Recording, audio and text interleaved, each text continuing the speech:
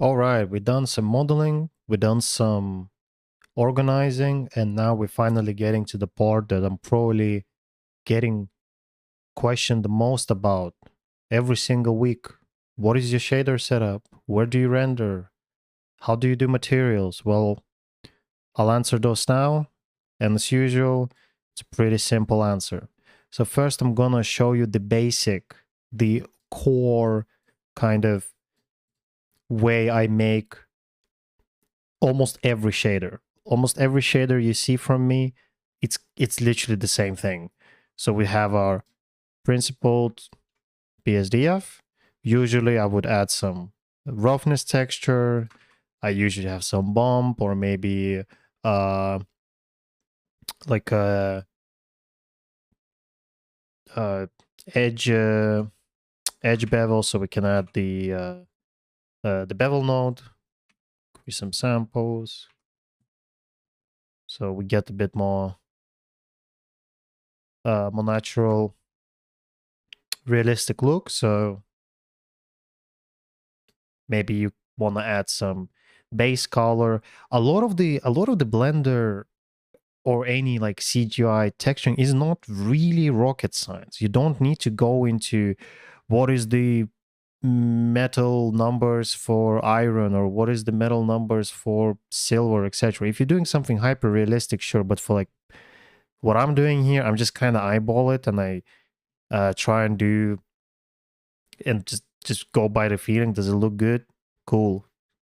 Look at the reference and see if I can kind of like mix up and come up with something that suits the design, because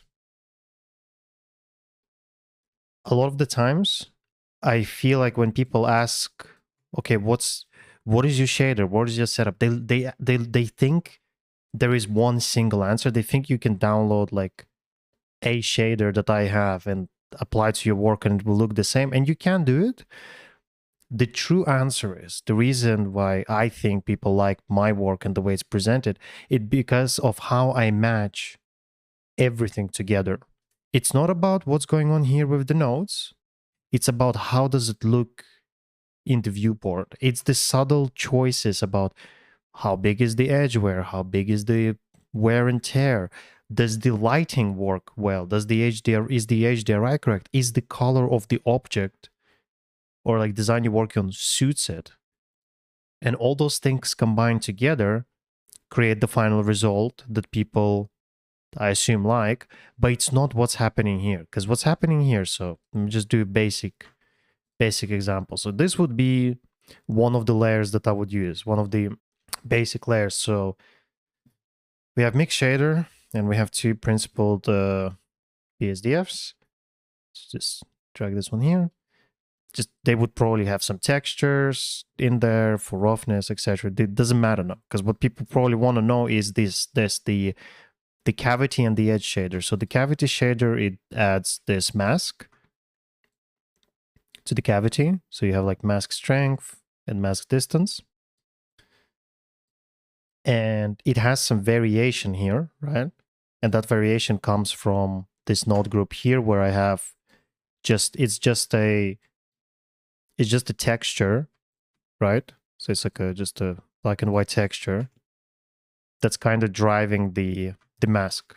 So here are the nodes for the cavity. And the thing is, I did not make it.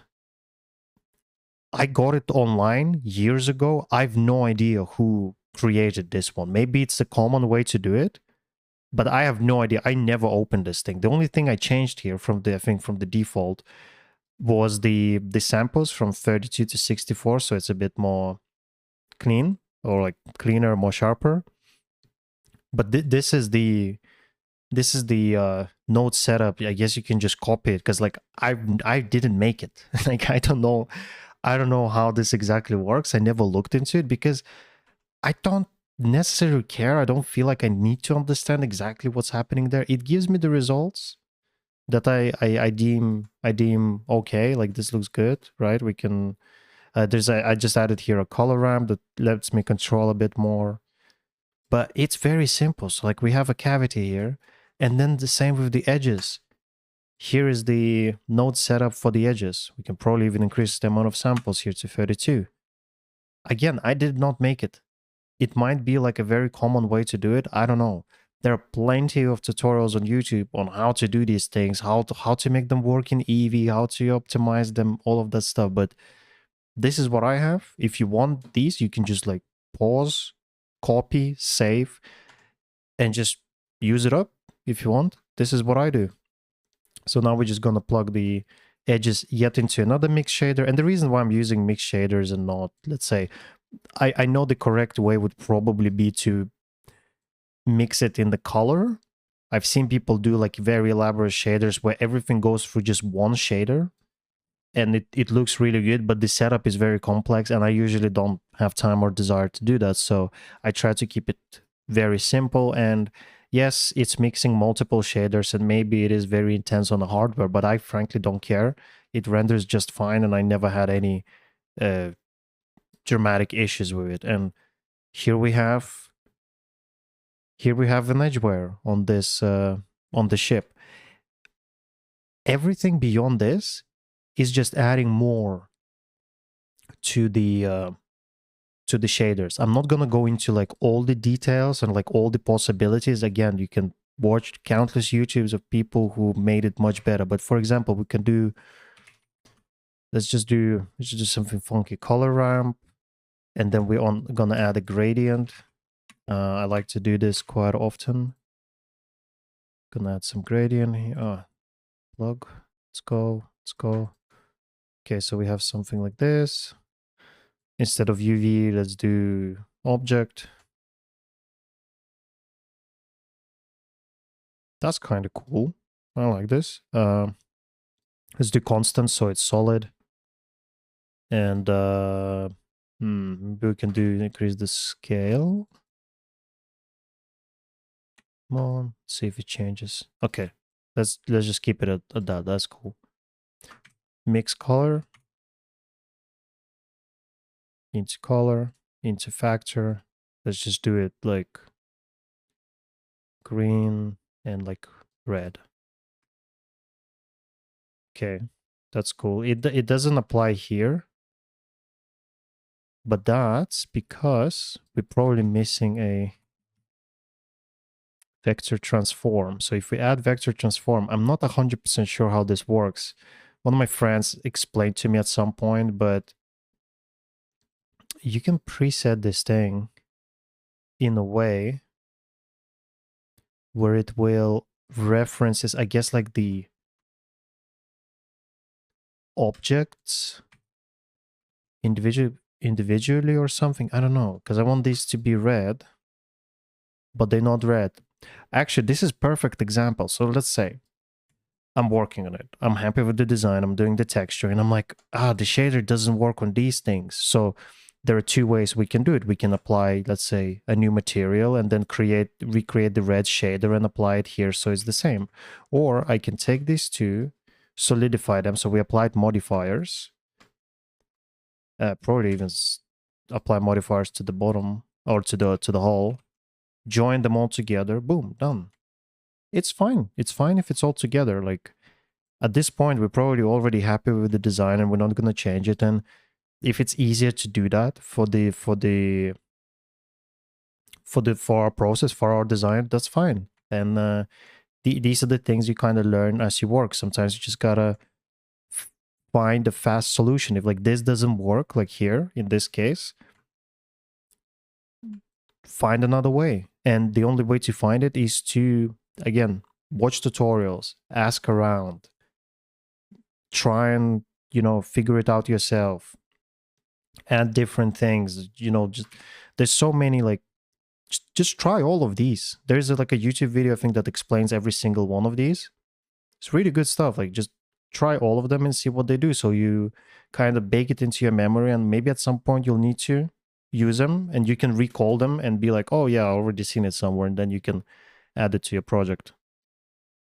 But anyway, so let's say we added something like this. Then we have our cavity, which is usually I kind of keep it, like this.